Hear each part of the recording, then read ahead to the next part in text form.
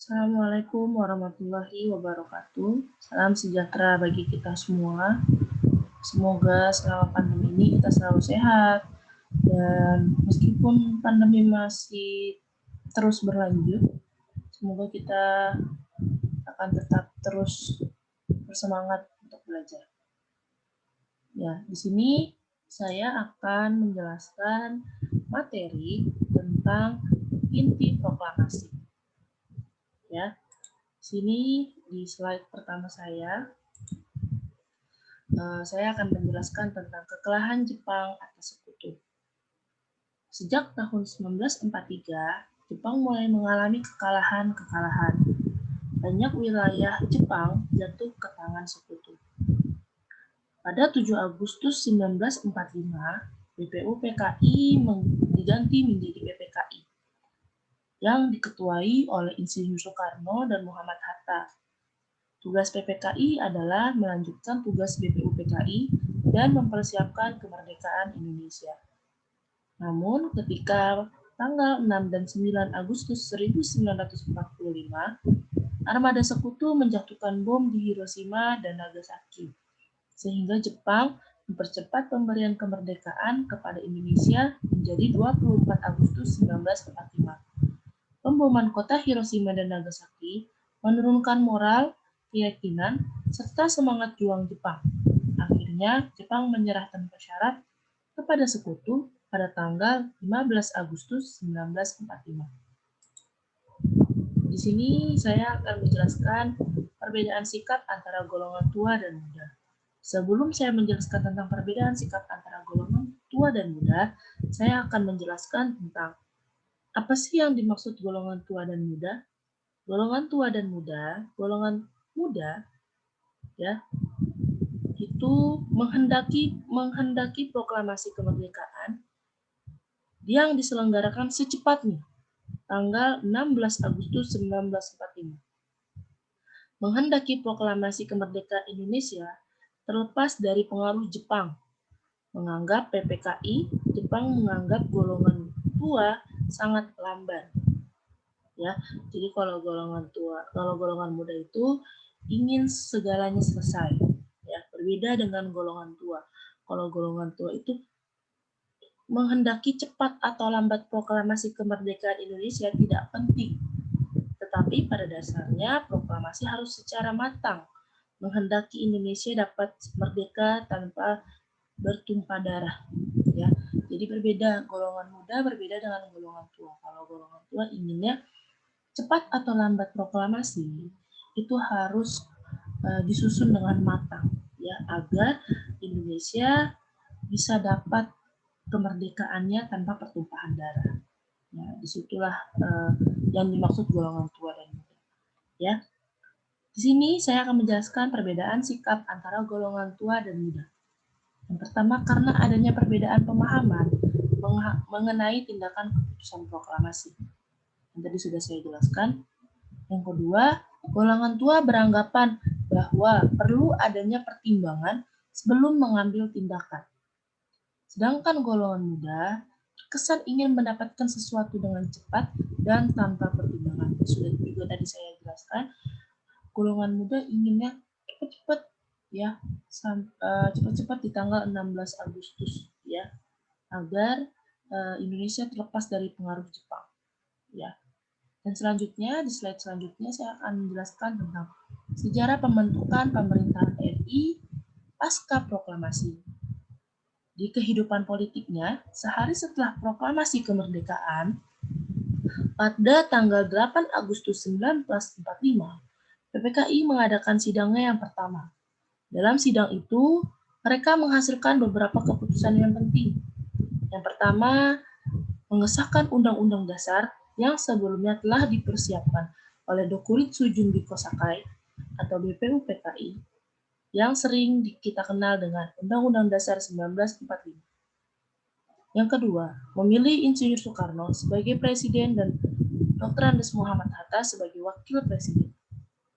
Yang ketiga, dalam masa peralihan presiden, untuk sementara waktu akan dibantu oleh sebuah komite nasional. Dan di sini ada kehidupan ekonominya. Pada zaman pendudukan Jepang, seluruh potensi ekonomi di Indonesia diarahkan kepada kepentingan perang, sehingga wilayah RI mengalami keadaan ekonomi yang sangat kacau. Untuk sementara waktu, pemerintah mengambil kebijaksanaan mengakui beberapa macam uang sebagai tanda pembayaran yang sah di wilayah RI, yakni uang de Javas Bank, uang pemerintahan Hindia Belanda, dan uang Jepang. Selanjutnya, pemerintah pada bulan Oktober 1946 mengeluarkan uang kertas RI yang terkenal dengan nama ori.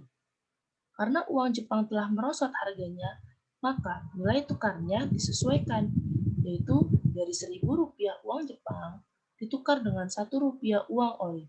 Pengaturan ekonomi Indonesia didasarkan pada pasal 33 Undang-Undang Dasar 1945. Maka semua perusahaan yang vital yang dikuasai oleh negara. Pemerintah juga mengawasi seluruh kegiatan ekonomi, termasuk kegiatan swasta. Dan selanjutnya di kehidupan sosial budaya.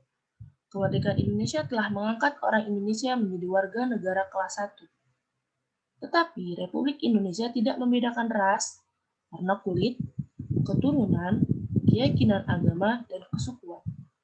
Seluruh rakyat mempunyai hak yang sama dan kewajiban yang sama juga. Indonesia merdeka tidak mengenal adanya warga negara kelas 1, kelas 2, maupun kelas 3 seperti zaman Hindia Belanda. Zaman pendudukan Jepang. Para pemeluk agama dan kepercayaan mendapatkan kebebasan yang seluas-luasnya dalam negara Republik Indonesia. Nah, jadi inilah kejelasan kehidupan sosial budaya. Indonesia tidak memandang ketika Indonesia merdeka, Indonesia tidak memandang warga negara kelas 1, kelas 2, kelas 3 seperti zaman Jepang dan zaman Hindia Belanda. Jadi mereka pukul rata semuanya, ya. Dan selanjutnya di sini saya akan menjelaskan peristiwa Rengas Dengklok. Peristiwa Rengas Dengklok adalah peristiwa pengamanan Soekarno-Hatta dari pengaruh Jepang dengan cara menyembunyikan kedua tokoh tersebut ke daerah Rengas Dengklok, Jawa Barat. Peristiwa pengamanan tersebut dilakukan pada 16 Agustus 1945 pukul 4 pagi waktu Indonesia Barat. Untuk menghindari kecurigaan Jepang, orang yang membawa Soekarno dan Hatta adalah Sudan Kosinggi, seorang daidan peta di Jakarta. Daidan itu seperti tentara atau komandan. Soekarno-Hatta disambut baik oleh Sudanko Subeno dan membicarakan tentang proklamasi kemerdekaan Indonesia. Setelah itu, datang Ahmad Subarjo bersama sekretaris pribadinya, Sudiro, pukul 17.30 sore waktu Indonesia Barat. Ahmad Subarjo memberitahukan kebenaran Jepang menyerah kepada sekutu. Mendengar itu, Soekarno-Hatta bersedia memproklamasikan kemerdekaan Indonesia. Perumusan teks proklamasi kemerdekaan. Perumusan ditulis oleh Soekarno, dibantu oleh Ahmad Subarjo dan Hatta. Pada dasarnya, konsep proklamasi kemerdekaan mengandung dua pokok pikiran. Pertama, pernyataan kemauan bangsa Indonesia untuk menentukan nasibnya sendiri yang tertuang dalam kalimat pertama. Gagasan ini dari Ahmad Subarjo. Yang kedua, pernyataan pengalihan kekuasaan. Dan selanjutnya, proklamasi kemerdekaan Indonesia. Proklamasi kemerdekaan Indonesia dilakukan di Jalan Pegangsaan Timur nomor 56. Pada saat itu, Wali Kota Jakarta, Suruwiryo, memerintahkan anak buahnya Wilopo untuk mempersiapkan peralatan yang diperlukan seperti mikrofon dan alat pengeras suara. Menjelang pukul 10 pagi, banyak sekali tokoh-tokoh penggerak nasional yang telah berdatangan di Jalan Pegangsaan Timur. Contohnya, misalnya ada seperti Otto Iskandar Dinata, Ki Hajar Dewantara, Mr. A.A. Maramis, Dr. Buntara Martoatmojo, Sayuti Malik, Kiai Haji Mas Mansur, dan lainnya. Tepat pukul 10 pagi pada tanggal 17 Agustus 1945 yang bertepatan dengan bulan Ramadan, Soekarno didampingi oleh Muhammad Hatta membacakan proklamasi kemerdekaan Indonesia. Dan inilah teks proklamasi kemerdekaan Indonesia. Pasti kalian sudah sering dengar ya. Kalian bisa baca sendiri nanti ya ketika di rumah. Dan sini penyebaran proklamasi kemerdekaan Indonesia. Pada saat itu, penyebaran proklamasi kemerdekaan Indonesia melalui surat kabar harian atau harian Suara Asia, melalui kantor berita Domai, penyebar pamflet, mengadakan pertemuan, menulis pada tembok-tembok atau mural, ya bahasanya kalau sekarang mural. Jadi pada saat itu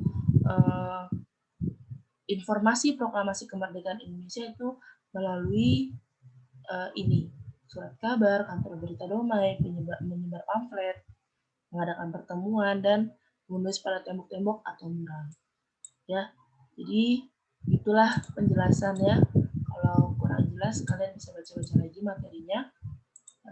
Kalau ada yang kurang paham, bisa langsung ditanyakan.